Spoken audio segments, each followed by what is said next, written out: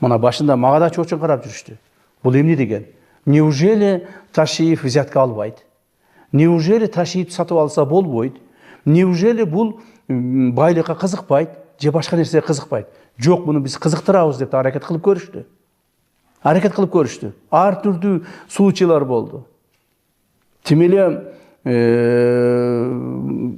үрөй учурган, чачың тик тура турган случайлар болду. Менин үйүмө чейин коробка акчаларды көтөрүп келгендер болушту. Мына ушуну чечип бериңиз деп.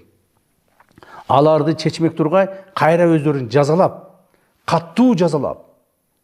Ошондон кийин алардын бардыгы бир жагынан түшүнүштү. Мына башында баягы ушу коррупция менен күрөшөбүз деп биз буларга каттуу, аеосуз күрөш ачкан маалда бизди жаман көргөндөр да көбөйгөн. Ой, калп эле бизди жаман көрсөтүп токтоп калар бекен деп бизди коррупционер деп да чыгарды, пара алгыч деп да чыгарды, ар нерсе деп чыгарышты. Бирок акыр аягына келгенде коомубузда бүгүнкү күндө коомубуз дагы мындай ишенип калды да.